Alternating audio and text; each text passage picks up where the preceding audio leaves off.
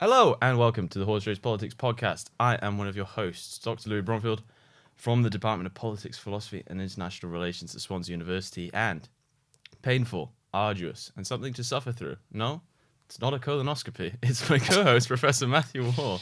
How are you doing today, buddy? Shemai, buddy. Yeah, I'm doing good. No colonoscopies in my near future. Nice. So Any in your near past? I can't remember, but I might have.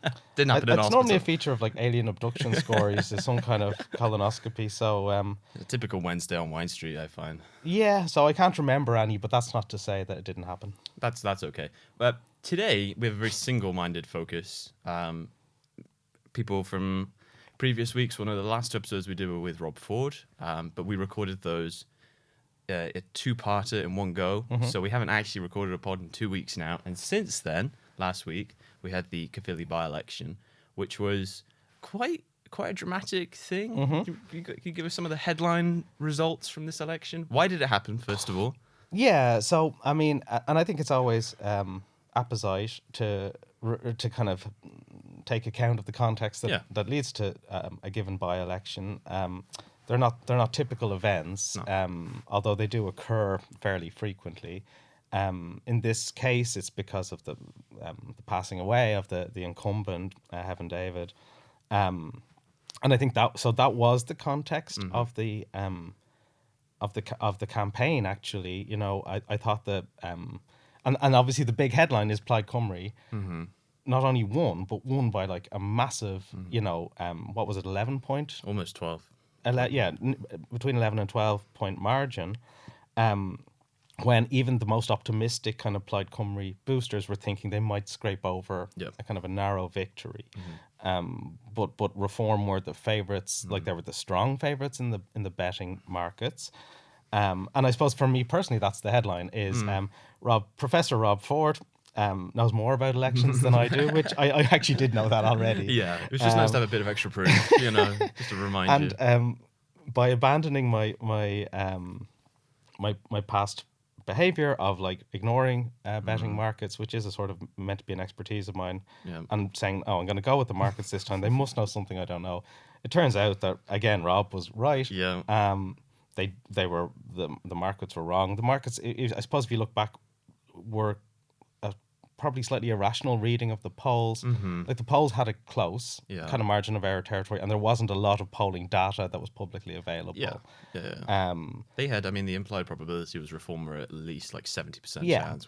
Towards the last kind of couple of weeks of the campaign, implied were more like 30, sometimes 35%.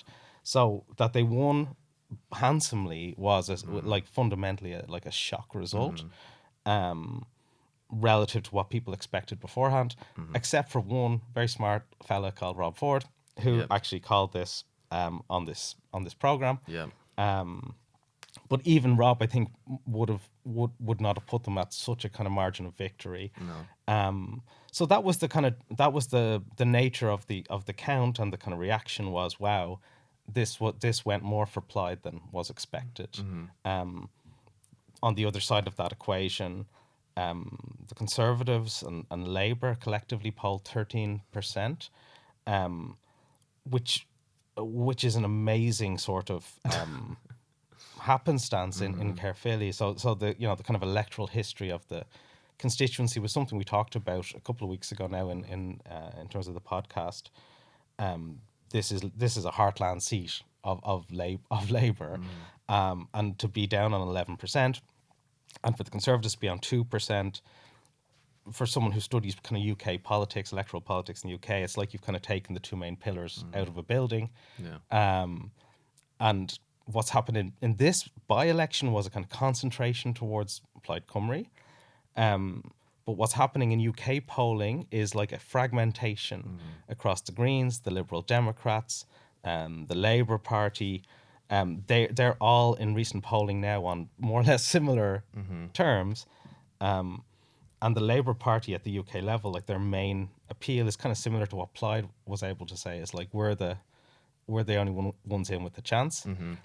But if their support continues to be so fragmented, that argument becomes less persuasive, and the kind of vagaries of the UK national level electoral system, first past the post, with this kind of fragmentation, it's it nearly kind of breaks the system, because for the system to work well, people need to have kind of gotten into two big blocks beforehand. Yeah, and I suppose it paints a very dramatic picture nationally. If the electoral system stays as it is, like I've just pulled up some YouGov polling that puts Reform at 27%, but then Labour, Conservative, Greens, Lib Dems are 17%, 17%, 16%, 15%. And we've seen in the last election, obviously, what happens when Where are the Tories at? Tories are joint second at 17%. Okay. But if you've got Labour also at 17, Greens at 16, Lib Dem at 15, everyone's in the margin of error. The next poll could easily have... I think this was the lowest that YouGov had ever polled Labour and the highest that they'd ever polled the Greens. Yeah. So you have... It's one thing, the Green Party have released a headline saying they're within touching distance, but anybody who understands, uncertainty or predictions, whatever, knows that, no, you are basically neck and neck with them at this point because of... You could run this poll again with a slightly different sample and Labour could be at 15 and Greens could be at 19, right? Yeah. I mean, Labour's trough is now an extended trend. Yeah. Like this, every sort of subsequent data point is confirming this. Yeah. And traditionally, I mean, this is something Rob touched on as well when he was here. Like, so traditionally governments, as they kind of approach their midterm, hit their nadir in terms of popularity, right? And there's a kind of political logic there. Get all the bad stuff out of the way in the first couple of years and let the benefits of that kind of flower in the last couple of years. But Labour has kind of gone lower faster than like the kind of normal trend would suggest. They more or less nosedived, which is quite impressive. Like a free fall, right? Yeah, and coming back to Caerphilly, it was sort of a test bed for what is the actual floor of a Labour vote. I think in that particular case, like there's a lot of speculation in Welsh media afterwards about the extent of tactical voting, and I was asked on like radio programs to like estimate how many tactical votes were there. Nobody knows is the answer. Because it's quite a difficult thing to actually capture, and there was no research out in the field designed to capture the extent of tactical voting in the Caerphilly by-election. But there's no doubt that it was substantial because of the kind of extent of concentration in Plaid Cymru, like was above any kind of national level decent polling that we've seen. But what the extent of that like tactical versus like heartfelt vote was, we don't know.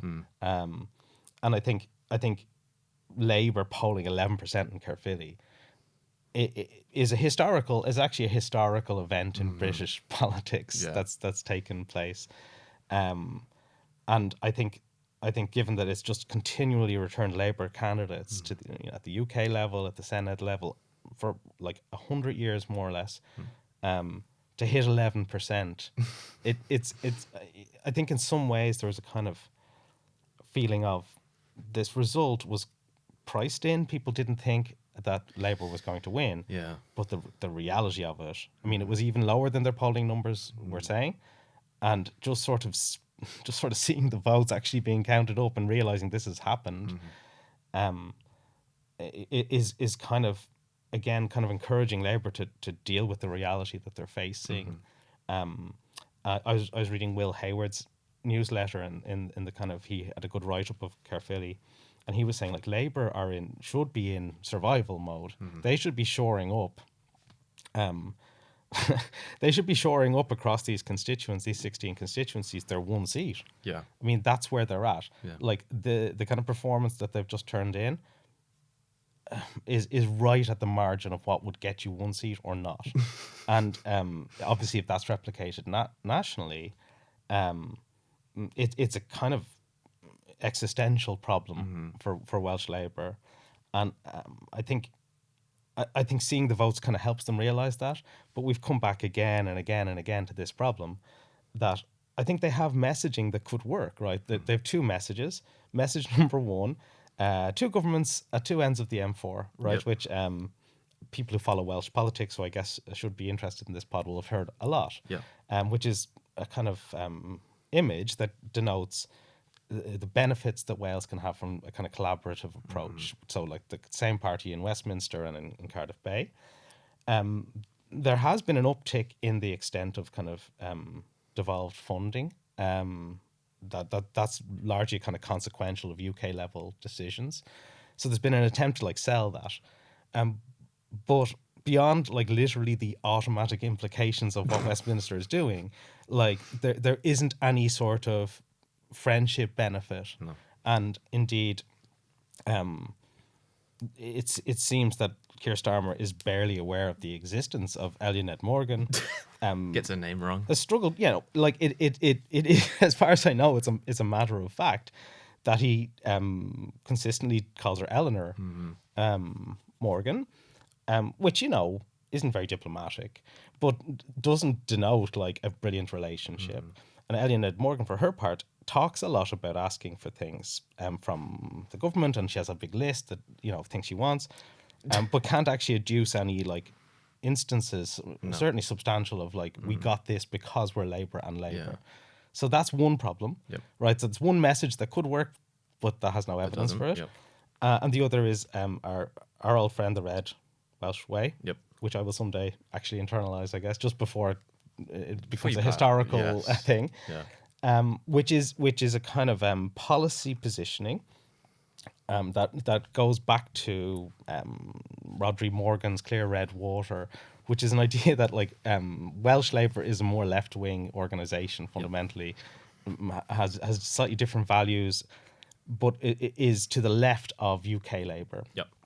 And again, like where that might be useful would be if there was evidence of that actually existing. So I think like Welsh Labour has identified actually the kind of two things it needs to focus on, and related, just to say finally to that, two parts of the M4 is like delivery on things like waiting times, but like again, waiting times have gone up. That 2-year waiting time, that key metric, has just come out. It's gone up. So the messaging, the kind of messaging that an incumbent has, they're actually aware of them and they're sort of saying them. It's just that people's lived experience doesn't align with it, nor do sort of statistics, nor does sort of what we know is happening in UK politics. So Welsh Labour is in my opinion, and I mean this is reality, in a fight for its life here in Wales, but it hasn't kind of, even with this result, I don't know, is it acting like an organisation that's woken up to that reality? No, and we've seen over the last few weeks that Labour have tried to kind of appease the left of its party, at least the even just the working class roots of the party. The employment rights bill being the thing that they are trying to push through, like mentioned quite a lot on this pod. They're using that as a vehicle to attack reform. But quickly, with the point of having two governments either side of the M4, does that not raise the bar of expectations of voters and make life immensely harder for a Labour Party, for Welsh Labour and a National Labour government to be saying that, look, we have not double the power, but we have in principle double the power, symbolically double the power because we have two governments. But the fact that we're failing to hit this mark is an even more damning indictment. I understand like the pursuit of waiting lists and reducing waiting lists, but I don't know, personally, without any kind of political substance to this take at all, reducing waiting times doesn't really feel like we're making your life demonstrably better. It's, you've already been waiting 6 months for this appointment. 2 years plus. A year for this appointment. Over 8,500 people, and that's a zeroed out in England now. And you're now going to see your GP, I don't know, like 2 months sooner, potentially. But you won't find that out until you actually go and see them and have the appointment. And it's like a 20-minute appointment. Like, it is making people... It's kind of like the... I think maybe an apt comparison was when we talked about the economy under Joe Biden going into the election. It's one of those things that, like, it is actually good. It is actually good that the state of the economy... I mean, inflation was a killer at the time, but it's a global problem, COVID, etc. Reducing waiting times is a good thing and would objectively make people's lives better. But whether you would feel that as an improvement in your life is a different thing entirely. Yeah, I think it's I suppose it's the issue Eluned Morgan's premiership I think has had, is that she came in in following an absolute political catastrophe, right? So One Gething yeah, resigning so over it. you know, that didn't work out. Okay, so but then she's on a kind of fairly tight temporal leash then in terms of facing up to the electorate quite soon after she comes in. So her initial intuition was, let's get the bread and butter Yeah. stuff done, which, as you say, I think is definitely laudable in a lot of senses. But what she never did was cohere this into some sort of message or like vision of what Wales is actually all Exactly. about. Yeah. Because I think fundamentally she doesn't have such a vision, or certainly she's never articulated it Yeah. Agreed. The articulation. in a way that the people in the country have picked up on, Yeah. right? So I mean, we're people who follow Welsh politics, and I could not tell you a single aspect of the yeah, policy platform. and I think it's fair to say that a lot of people couldn't tell you who the First Minister is, right? Keir Starmer certainly can. No, there we are. So, so I think that's the reality. I think that the expectation point you made is a good one, right? But I think it's more rhetorical than something people feel. I think there was always kind of rhetorical strategy, as long as the Tories were in, of like, well, I've heard it articulated by some Welsh Labour politicians, is like, we've kind of made the whole Tory experience slightly less crappy. Yes. For you all, right? So we've kind of taken the edge off some of these things, but fundamentally, it's the Tories' fault. Yes. Obviously, once Labour is in, there's a finite amount that you can blame. yeah, the there's the black Conservatives on. hole, right? Yeah. I mean, they'll be blaming the Tories. There's the worst inheritance, blah blah blah. Yeah. But I mean, it doesn't wash. Yeah. And People's especially when patience you're sort of wasted. saying about the two parts of the M4, we can get stuff going. Exactly. And you're like, oh, the other part of the M4 is now going to put up. Let's talk about putting up income tax. Yeah. It doesn't. The other side of the M4 not delivering kind of pulls you down in the same way that imagining things were going amazing will pull you up. Yeah. Shall we talk about reform a bit though, because they've been quite interesting to follow in this space. So we have two strands to kind of follow with reform through Caerphilly. And that is, first of all, they didn't win. Okay, which is obviously a big stumbling block for reform's momentum. And a large portion of kind of national media coverage is on the surge of reform. Reform have effectively established themselves as the de facto party of the right in Wales and across the UK. In such a rapid time. In a very rapid time, so to eventually turn the attention towards pointlessly shilling towards an article that we wrote in the conversation last week, we make this point towards the end of the article, that there is kind of a both sidesing to how Reform performed. They came second. While they came second by a demonstrably large margin, as we said, the gap between them and Plaid was larger than Labour's entire vote share, which is bad for Reform and for Labour. Reform got 2% in 2021, right? They were complete novices, complete new kids on the block, and they still are, relatively speaking. But they increased their vote share by 34 points across from one election to the other. Now, I'm aware that I say the word fundamentally a lot when I do podcasts, so I'm trying not to say fundamentally. But fundamentally, this is a success for Reform. Oh, yeah. A massive success. This is, as you say, a seat that has returned nothing but Labour, a Welsh heartland seat, safe left-wing seat, having won it by nearly 20 points, something like 18 points in 2021. And Reform have almost entirely consumed the Conservative vote share. Conservatives 2%, just did they 2%, so they basically swapped fortunes. So there are a lot of... it's a three-parter. They're kind of pissed that they didn't win, but happy that they came second and performed extraordinarily well with a guy a candidate who seems to have the personality of like a brick in Llywelyn Powell. But then to flip it back onto the other side, had they consumed the entire Conservative vote share, those extra 2%, and everybody who voted other, which is never going to happen, but that's just for the sake of a hypothetical, let's say that it did, they still would have lost by about 4 percentage points. So when you hear all of that if they had consumed everybody else, they still would have lost by a comfortable margin. what do you think Reform are taking from this and Yeah. saying, oh, are we just going to be comfortable with what we got, or are we going to look at this as potentially a fundamental issue that either Plaid have a better message or whatever? They probably, I think they're just a much stronger candidate. Lindsey Whittle had run like 11 times and lost Mr. every single Caerphilly, time. Yeah, yeah. And Mr. he was a genial kind of a candidate, wasn't he? Yeah. Yeah. Yeah. Never, not. I think with Claire Powell, there's a kind of an unpleasantness that came across sometimes. Yeah. Whereas Lindsay kept it like kept it positive. Kept Yeah. it $1.50. He seems like a chill guy. But so to what extent are they happy with this result?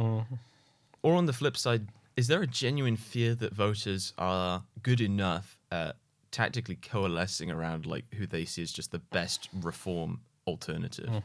So this is this is a great question. Thank you. No, well Thank done. I'll give you a great answer now. Okay, so yes, they're disappointed. Yeah. How do we know that? By their behaviour. Nigel Farage. So Nigel Farage, like you're looking at this man in his like flat cap, Yeah. you know, kind of wax jacket, Yeah. very like an English country gentleman come to visit the periphery, knocking on doors. You know, he's there. The Boots on the ground. The media like are following him around the place. Disappears obviously as the they're never seen again after the as the vote trend becomes kind of clear. Claire Powell, to my understanding, like refused to kind of give a speech or answer questions. Most candidates gave a speech at the end, but he did not. So that's all an indication of a sort of bitterness, right? Yeah. And as we said before, I think in terms of like betting odds that were available, like they were the strong favourite. So this would be, you know, maybe in football terms, this might be like Man City losing to Brentford. So maybe Brentford, you know, like a mid-table team beating a top of the table team is kind of the sporting metaphor for the loss that happened, right? There's a sense of entitlement around the bigger team that they're just going to walk this. So they were bitter. They had put. So I'm really keen to dig into a little bit the spending returns and things from this by-election actually, but all evidence from the kind of reportage on the ground was they put a huge sort of effort into this by-election. So they had like a large billboard purchase that had like a rolling set of like daily different messages. They had this big sort of campaign office and space in the center of the town. Their digital campaigning was you know, I would have said some of the memes and stuff that they put out were very professionalized looking. Again, We're looking at you, Labour. Yeah, we'll come back to Labour. So this seemed to them like something that they could win, and I think they kind of rolled out a strategy to win it. Yeah. And they lost. So that's what happened. And that's, I think, the kind of on the day at least vibe that they would have had. Yeah. This has led to speculation, to come to your second point, about the idea, two ideas about reform. The first being fundamentally that they're kind of polarizing, right? So people either, it's Marmite type politics, people love them or hate them, but that they might be approaching the sort of ceiling of people who are willing to actually, who love them, as it were. And they might have the effect of uniting the people who dislike them. So it's very hard to persuade people who don't like reform to vote for reform. They're not, say Lib Dems might be a good example of a party that doesn't really inspire that same sort of loathing, even if you don't want to vote for them. They're acceptable to a lot of people. Yeah. So even if you're pinching your nose, you can just vote for a Lib Dem. Yeah. So you know, so reforms kind of, and that reflects their position on the political spectrum. That reflects kind of what we know about political science, right? Now here in Wales, that is not really such a problem, because if reform can return a mid-30s vote share in Caerphilly, they might well expect to push out a similar vote share nationwide, which will entitle them to, you know, something in the 30s in terms of like seats in the Senedd, right?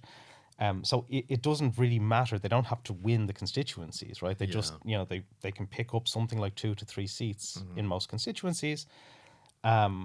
And that will kind of might put them as the largest party, or in and around that kind of position.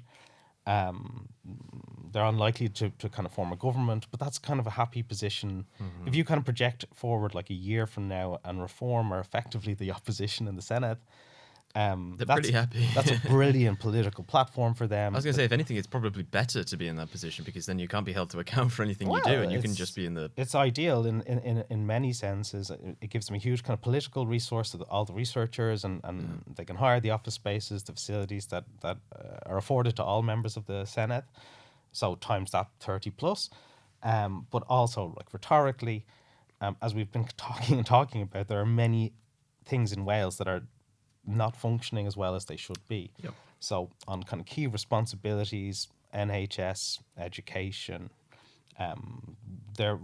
we're lagging behind the other nations in the UK. So they can just kind of take those seats, take those resources, and kind of poke at this dissatisfaction for 4 years, which will be the term. Like a death by 1,000 cuts. They can just needle away at whoever's in power without really having any responsibility. So the logic of the thinking operates much more in the first past the post electoral system, which is obviously at the UK level. Yep. And I think it would be literal career suicide for Labour to call an election before they absolutely have to at the moment. I think back to Theresa May calling it with like a 20-point polling lead. Yeah, that was. We all know how that one went. That was memorable, wasn't it?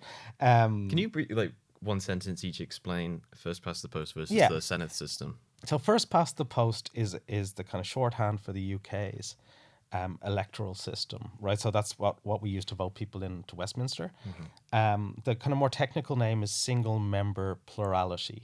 So it means that the votes are organised where each region, each constituency votes for just one person, right? So it's winner take all.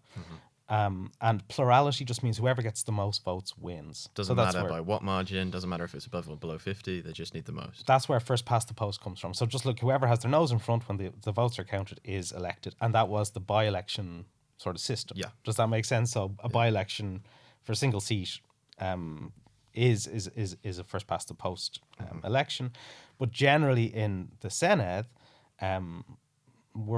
we've always had a more proportional electoral system here in Wales. But we're moving to a new system wherein there'll be 16 6-seat constituencies, right? So you'll be each voter here in Wales will be in one of these larger constituencies.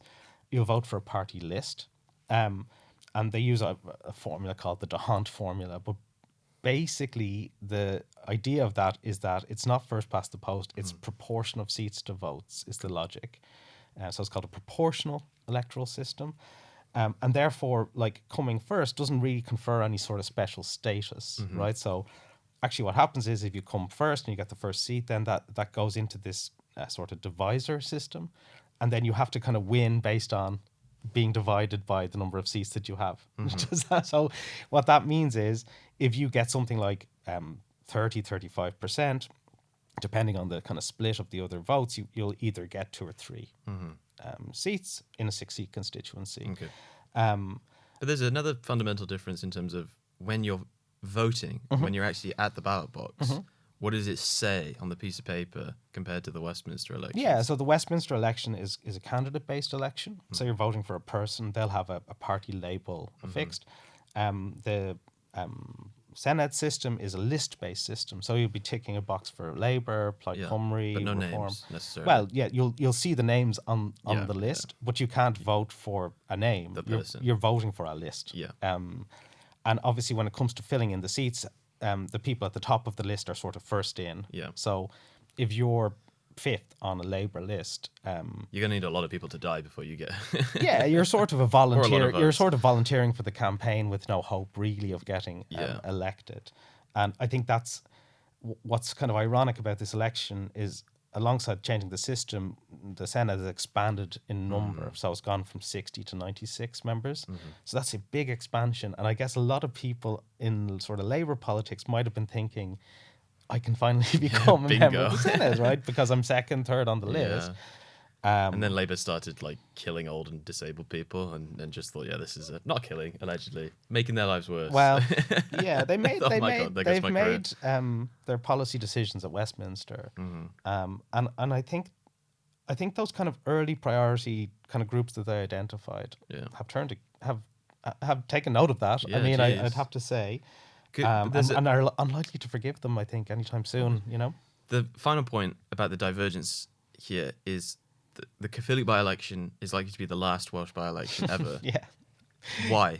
Can you just explain the mechanics of that? Absolutely. So, the previous Welsh election system, so every election up to now has worked on it's called a mixed member system. What that means is you'd have two votes as a voter in Welsh elections. So you'd vote for a person in your constituency, and that was like a first past the post logic. And you'd also vote for a regional list, but the regional list allocation would take account of who'd won the constituencies, right? So if you win the constituency you're in, but your party kind of takes the hit in terms of the list. So oftentimes the list would kind of rebalance.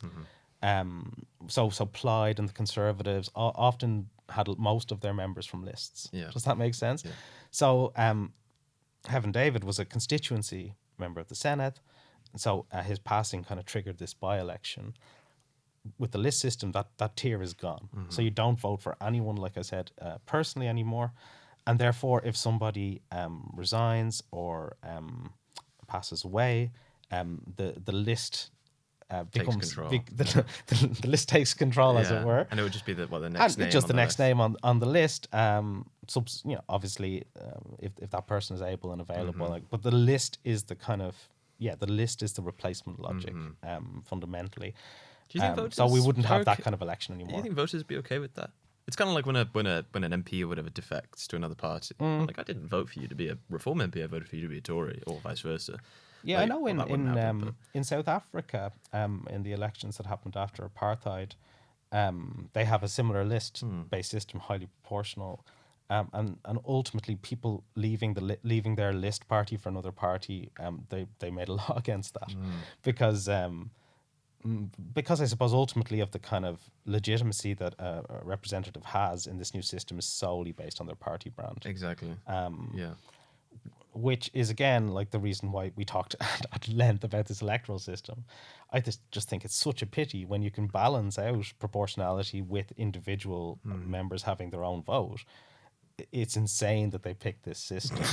It really is, and again, when experts were asked to look at this in detail and recommend a system, this was not the system that was recommended. Yeah. Proportionality was recommended, but not this version. Yeah.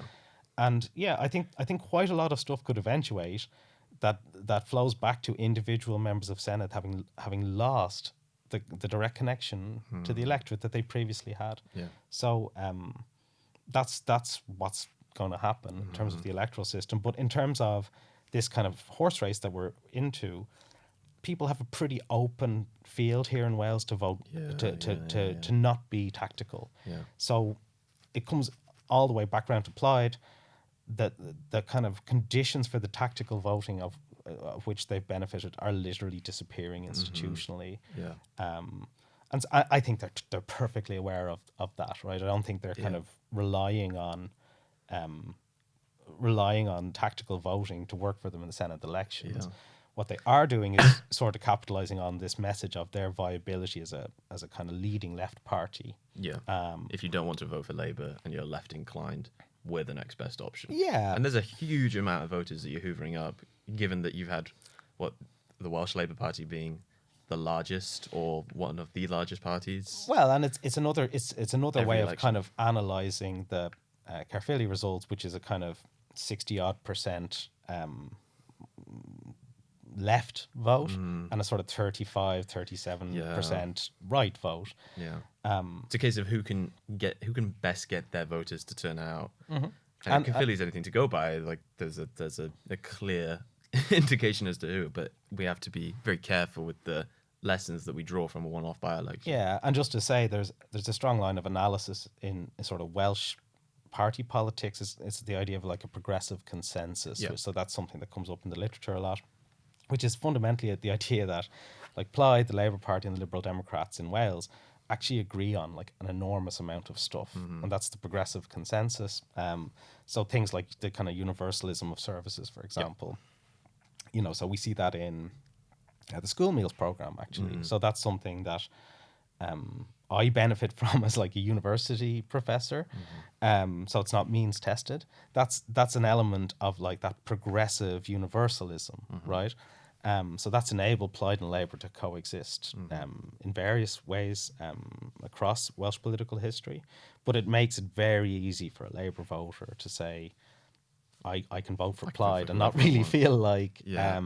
It's like a betrayal of my values. yeah, not or really anything. feel like it's not aligned with my kind of core values, apart from on the national question. Yeah. Yeah. So that's what I was going to ask as a final question before we go into our great Craic sad seg is, I can't remember who it was. I mean, it might have been Owen Jones as the, you know, tofu eating wokerati that I am. This question of, oh no, it might be Will Hayward, actually. Either way, a white guy said this. So he mentioned that it's kind of like the elephant in the room, the independence question, you know. And to what extent do you think that people are, and again, this may be purely speculative, that people are voting for Plaid either simply ignorant to that policy position because they've really tried to not make it their Soften it, flagship policy. But they always say, like Renat Bjorwith will always be like, you know, this is something we need to have a conversation about. But it doesn't exalt it to this. It's not happening in the first week of Exactly. the new government. Yeah. To what extent are people kind of do you think either unaware of it, or if they are aware of it, they're happy with it, or if they are aware of it, they're pinching their nose and voting Plaid anyway? I suppose in a by-election it's very difficult because this is more of a, well, it's just one seat. You're not going to make Wales independent just through Caerphilly, and I just want to slam Reform or Labour. You know, this is a protest vote. It's one of those kind of crazy things, right? It's you have, I don't know, it's like dating the most like beautiful woman you've ever seen, but like on the side she's like a mega racist. And you're like, is it worth dating her? Because even with this like side aspect to that personality, you know? I think. Okay, so this is Not calling Welsh independence racist. I'm just trying to come up with it's an a really analogy at the moment. interesting question because I don't think there's a clear sort of political science answer on this question, right? Of how the kind of territorial politics, which is kind of our buzzword for all things to do with like devolution all the way to independence, how is it going to play in this election? Indeed, to the extent I've kind of looked at Plaid's barriers, it's more to do. They often hear, like in Swansea where we are, they often face this difficulty around the issue of the Welsh language, actually, which is that a lot of people in Wales can't speak Welsh, right? That's just the way it is. And when you don't speak a language, people speaking it can kind of make you feel excluded. Does that make sense? So there's I think for a lot of people in this region of Wales, where Swansea is, there's a fear that they'd be nearly like a second-class citizen in a more independent Wales, because there's kind of gradations of Welshness, and right at the top sits like the kind of People who speak fluent Welsh speaker who's kind of steeped in Welsh culture, living here in South Wales. It's more of a UK experience that we have, right? So that's been a big difficulty in terms of getting Labour people over the line for Plaid, right? A sense that a sense of kind of apprehension, really, that this is a slightly different type of Welshness, and I'm not valued really as much as I should be in that Welshness. So that's always something that Plaid have to overcome, and they have been doing quite a lot of work in that kind of space. I think when it comes to the national question, I think people are, when it comes to the nuances of territorial politics, people are quite disengaged, right? So there's quite a lot in terms of what Plaid is proposing in its next term that would more or less, I think, fit within people's expectations of what is happening in the Senedd, or like at least wouldn't represent a step too far. That Plaid are fundamentally a party of Welsh independence. it is, how would I say it? So it's difficult for me to know how they should manage that. My sense, going back to issue ownership, is they should be talking about it. And the more that it's talked about, the more this our favorite friend, the Overton window, will shift towards these kind of conversations being normal. I think in Welsh politics, there's been a kind of a fudging around like where the Senedd should go, and a failure to engage with some of the kind of detailed pathways that have been laid out by, like, the Commission on the Constitutional Future, for example. So it seems to me that it wouldn't be a bad idea for Plaid to kind of talk about independence and what that might look like in 10 years more. But that hasn't been their strategy. Their strategy is informed by your perspective, which is, I guess, if you have a secret side of your personality that you're a racist, you should probably hide that from the girl that you're trying to date. The girl's racist in this Oh, analogy. well, no. she should hide it from you then if she wants you I'm to not a date her. racist. But I tend to think, and that's it goes back to, like, what's the basics of a campaigning strategy? If you're winning, Yeah. shut up. Yeah. Just keep it happy, keep it light. Yeah. But I think because of the nature of Plaid as a party, there seems to me there's a missed opportunity somewhat here to really shift the kind of space of what we talk about into, like, well, in 10 years' time, we do want Wales to be an independent country, and this is what it would look like. I suppose the compromise, though, is that they can just keep banging the drum of devolution and increase devolved powers without, just to barrel us towards independence without actually having to talk about it. Yeah, and I think what they've done really successfully is picked up on, so for example, the labeling of a lot of this kind of HS2 infrastructure as, like, England and Wales with literally not 1 inch of track or affordance in Wales. Like, so they've kind of picked quite successfully on, like, quite dysfunctional elements, right? Again, which is a good political strategy. But yeah, I think given the nature of Plaid as a movement, like, my sense is if they really do want Wales to be an independent country, they have to be talking about it all the way through that process. But I admit that's more a personal opinion than a purely objective political analysis. There is and a risk, their strategy makes a lot of sense. Yeah. And I would say Caerphilly shows that it's pretty good. And the final thing is, generally with by-elections, we use this idea of, like, a second order election, which is, like, kind of frees people to give the government a kicking or to vote for a party they wouldn't otherwise vote for. So again, the kind of things you're talking about are more a feature of a nationwide election that could have kind of, okay, they're going to be in government and maybe doing some There of will these actually be things, some consequences to this vote. rather than, like, Lindsey Whittle as happy a lad as he is, isn't going to start enacting new policies in One man tour de force of before independence. next May's election. So there we are. Awesome. Okay, well, to close out, Great Craic and the Sad Sack for this week. I have a couple of nominations, Go but ahead. they are both basically both are Sad Sack. So 2 weeks ago we recorded our last Great Craic versus Sad Sack, but that went out last week. And in that, I very sarcastically nominated Donald Trump as my candidate for the Great Craic because on the day of recording, a ceasefire, with a million air quotes around it, had been initiated, let's say, the emphasis being on the release of hostages. There were like 20 Israeli hostages and like 2,000 Palestinian prisoners. Just random numbers I thought I'd throw out there. I would like to revisit that and withdraw my very sarcastic nomination of Donald Trump because, as I said in the episode, this will play out over the coming weeks, and by the time this podcast goes live, who knows? Things may be very much different.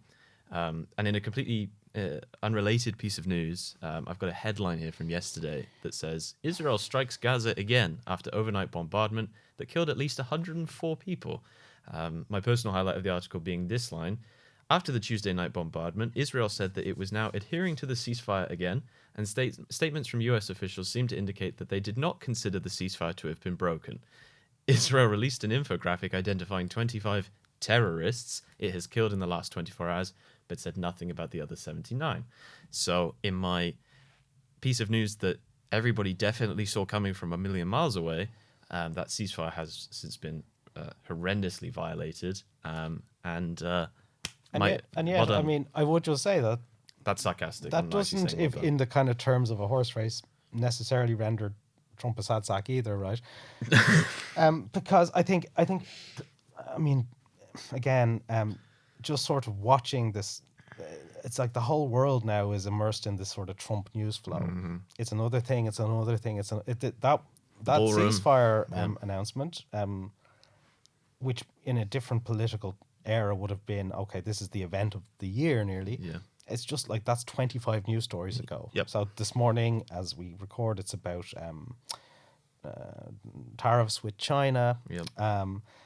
And it does just speak, and I mean it's so unfortunate. I mean, unfortunate even isn't even the word. It's dismal, the situation in the Middle East.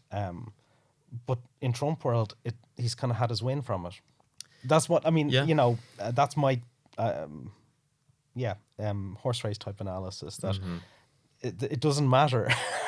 Yeah. In a sense, it doesn't matter for Trump's popularity or Trump's kind of narrative. His base couldn't give a shit, and the people who do give a shit about this hate him anyway, because like he's not doing. There's a pretty clear overlap in the Venn diagram of being kind of pro-Palestine and anti-Trump. It's almost basically just a circle at this point. But the kind of achievement, the fact that was what the headline was about when it happened 2 weeks ago. Yeah. That was the win. Yeah. And the reality of the situation on the ground is, unfortunately for like American politics, nearly literally meaningless. Yep. Great crack though. Gotta give it to our boy, Your boy, Lindsey Whittle. Lindsey Diane as well for well done. Because this is a man who had ran many times in Caerphilly, who certainly is the kind of definition of a credible local candidate.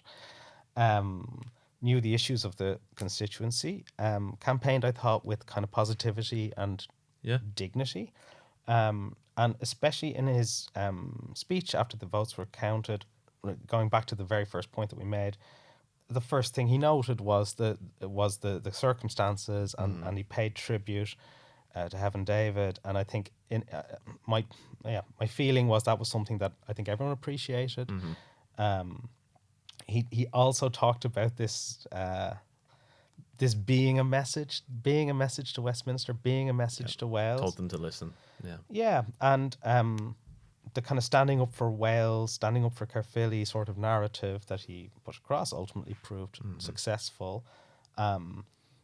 He struck me as this kind of candidate who has a kind of an amiable personality onto whom a lot can be kind of projected that's positive, and didn't make any major campaign. I wouldn't say that his oratory and his kind of precision was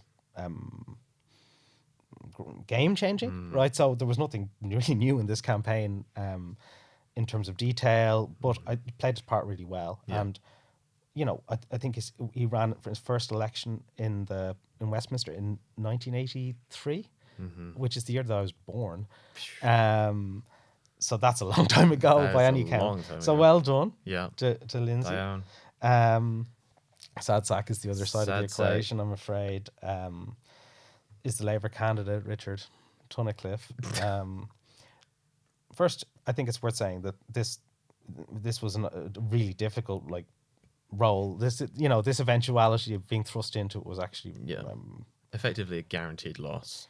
Yeah, I think given the kind of national and when I say national I mean Welsh, but also UK level dynamics, it was being kind of put in this position of a historical loss is difficult. Maybe a bit of a masochist, just wants to experience the thrashing. I think while Tunnicliffe came across as kind of professional, kind of credible person in terms of his debate performance, he faced this issue around library closures during the campaign. So this kind of speaking out against local library closures imposed by the Labour Council, by the Labour government, kind of highlighted this sticky wicket we've been talking about a sort of lack of delivery, right, for the incumbent. But he is on a social media, he totally lost the plot. And So I'll narrate a little bit with the God. post that I'm discussing. There was another there was a very interesting reform post scandal or kind of question about whether our friend Nathan Gale had been like photoshopped out of a post. Stalin-esque, very. But reform definitely didn't produce anything on the kind of artistic level of Tunnicliffe's. Well, he had a couple of very odd posts, but the oddest one of all. George Michael's song, I think "Father Figure," is that the name of it? Anyway, he posted a video. So they've made this video. This is something they voluntarily put together. This is the brain trust. Yeah. So Richard's kind of walking past his campaign office, with the kind of jacket slung over his shoulder, Very sassy. Yeah. and a voice starts narrating. This is Pedro Pascal in an interview talking about how daddy is a state of mind. I think you need just like a close-up on that as I'm describing this, right? So daddy is a state of mind and I can be your daddy. and then I can be your father figure, right? Yeah. Which is one thing if it's Pedro Pascal saying it. I'm sure most people can resonate with that. It's another thing if it is a narrative overlay of Rich Tunnicliffe walking past his constituency with a massive sign behind him saying, "I will honor heaven's memory." Like, it just doesn't match, like, at all. And I was thinking, like, have I ever heard the campaign message, I will be your daddy? and I followed a lot of campaigns, right? Like, I've been doing this for a while. No, is the short answer. And to the extent that kind of message might work is like if you're Lindsey Whittle, right, and you're like leading the way, you might be forgiven. I'd still say like for a departure from dignity or sort of hubris, right? Of like I'll be your daddy. I wouldn't advise it, right? If I'm a consultant, I'd say like just let's steer away from the kind of like sexualization of family relationships. That's a vote winner, man. Independence is second on salience. But especially relations. Steer away on this issue when you're literally about to face a historical defeat, when you're clearly third place on like 13% in the polls. And for me it was funny and kind of weird, but it just encapsulated a sort of nearly like a psychological retreat from reality at a level that is like kind of nearly clinically problematic, right? This is like, how can a bunch of people make this decision to push this out and nobody says like, mate, like, at least take the narration out at the start. Fundamentally, with a piece of a political of election-based media, every single thing that you're producing is to try and win a voter over. So then the question becomes, okay, who the hell are you trying to win over with this video? Like, I can't identify the cross-section of society that this video is meant to appeal to. Yeah, and to be fair, it like this wasn't what lost the election, and I can kind of understand that it's like, let's kind of have fun with it. Yeah, but have some fun by dragging down reform. Try and do some electoral. But it's nearly gaming, it seems to me like nearly a sort of dissociative reaction to this existential crisis, and that is sort of what I've seen from Welsh Labour. That's a good take. They have really good people. I'll be fair, really good people in Welsh Labour and very capable people. But politically, in terms of where they're going as a kind of vote-winning organisation, they're literally the dog in the meme where the room is on fire, saying sort of everything is fine. Yeah. And not even this is fine, like, let's have some fun. Yeah. That's so far away from where they need to be that unfortunately Richard Tunnicliffe, who had, a lot against him and, so shouldn't be kind of blamed, is nonetheless the sad sack of the week for this total loss of sanity. Yeah, agreed. And I think on that note, but just remember, as the lesson to take forward from this week is that daddy is a state of mind, but it is not a vote winner. Okay, there's a divergence there. All right, a very clear divergence that I'm going to recommend it now on behalf of Horse Race Politics. Don't put that as your campaigning strategy moving forward. But it only might not. But work. only if you're winning can it ever work. Yeah. But even then, it might turn a winning position into a losing one. So yeah, Or actually, better yet, my recommendation is please try it so we have more evidence than we can compare as to whether this is a viable electoral strategy. Yeah. Farage, mate, next election, Well, just try it, see what happens. I think Farage was in your mix for Sad Sack because of his Yes, he entry was. into the debate about what type of victim is the type of victim who should be talking about sexual grooming. Yep. So one of his less deft forays into the British discursive culture. Yep.